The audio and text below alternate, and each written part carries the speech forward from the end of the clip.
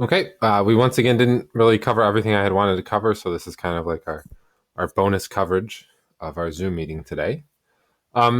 So we covered over the basic translations. I think we did 15 in class, and we did the Desmos activity doing that.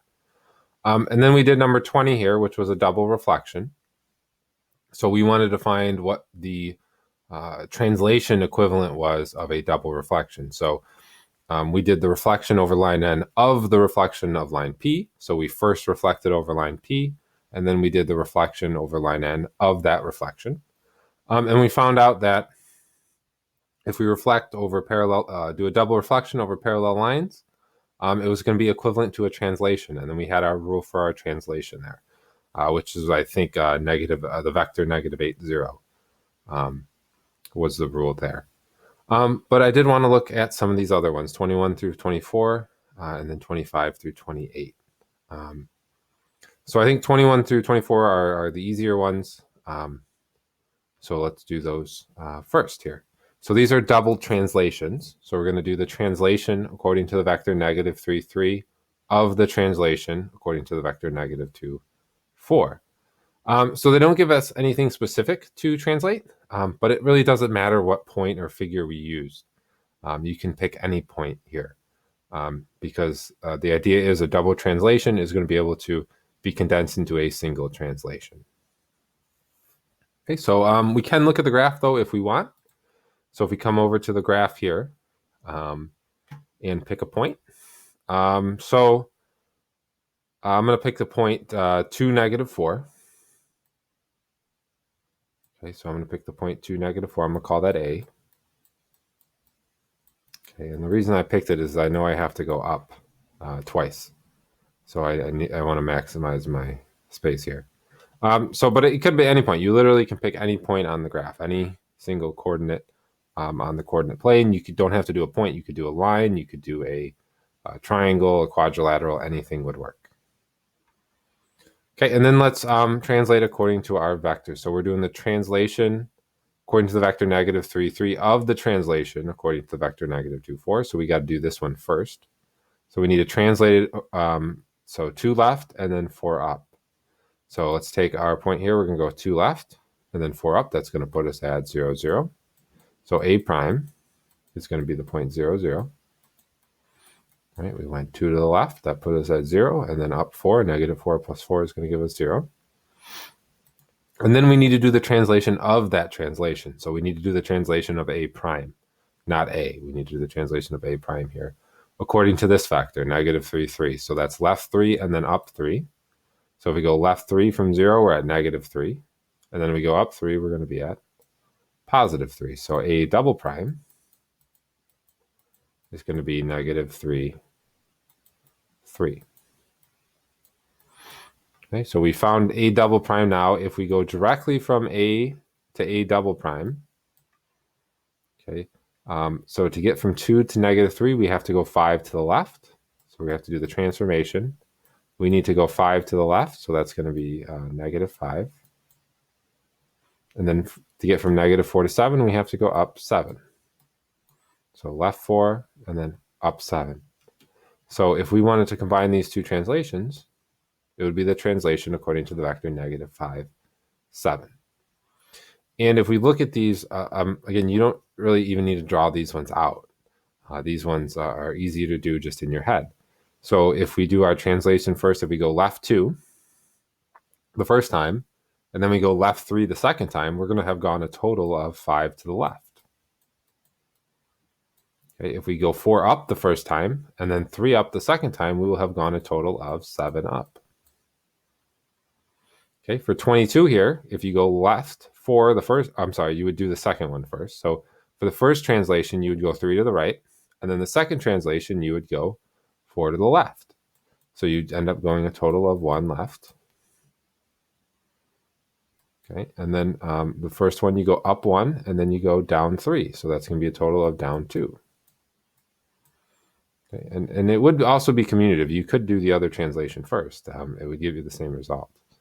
All right, if you went left 4 and then over 3, it'd still be 1 left total. Down 3 and then up 1, still down 2 as a total. Okay, so these are pretty self-explanatory. You're just simply adding them together, right? So this one here, 23, you will have gone, right, left 2 overall, right? You go left 7 and then right 5, you'll be a total of left 2. And then down 5, I'm sorry, up 5 and then down 6, total of down 1. Okay, and then here we will have gone 4 and 7. Right, the end product would be up 4 and up 7. Okay. So for 25 through 28 here, they want us to do a double reflection, and they want to write it, instead of reflections, a double reflection, they want us to write it as a single translation. So if we look at number 20, which we did in class, it was a double reflection. We reflected the reflection of line P over line N, right? We did the reflection over line N of the reflection of line over line P. So we first reflected over line P, and then we took that reflection and we reflected over line L, and we noticed that the reflection of the reflection was the same orientation as the original. So since it had the same orientation, we could write it as a translation. And I think we wrote it as the vector -8, 0. Okay. So that's what we're going to do here for 25, 26, 27, and 28. So they don't give us anything to reflect, but it doesn't matter. You can really pick any point or any object. So it's easiest probably just to pick a point, because then you only have to reflect one thing. You don't have to reflect all the different vertices. So we're just going to pick a point. So let's go to our graph. And we're doing a reflection over line K of the reflection over line L. So we first need to reflect over line L, which is going to be the line x equals -2. So first thing we need to do here is reflect over the line x equals -2, which is again a vertical line where all the x values are -2. So this is the line x equals -2. Okay, and all the points, it's going to be the same. So you can pick any point you want. So I'm just going to pick the point, maybe let's say 2, 4 or 2, 2. I'm going to pick the point 2, 2. So I'm going to call that A. Okay, and this is going to be the point 2, 2. Okay, to reflect this over the line x equals -2, we need to figure out how far away it is from the line. So it's going to be 4 away, right? So it's at the x value of 2. The line is -2, so it's 4 units away. So we need to go 4 units to the left. So 1, 2, 3, 4. 4 units to the left of the line of reflection, that's going to be -6. So A prime is going to be -6, 2. Y value is not changing. We're just flipping it left and right here. Okay.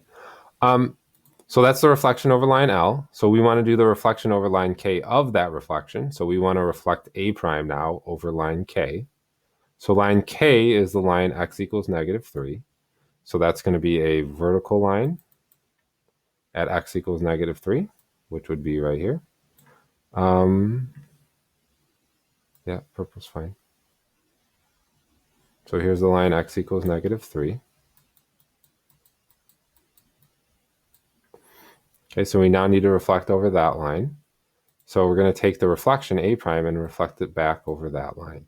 So A prime here is at -6, and we want to reflect over the line x equals -3. So we're 3 units to the left, which means we need to go 3 units to the right. So 1, 2, 3, right? 3 units to the right of the line of reflection.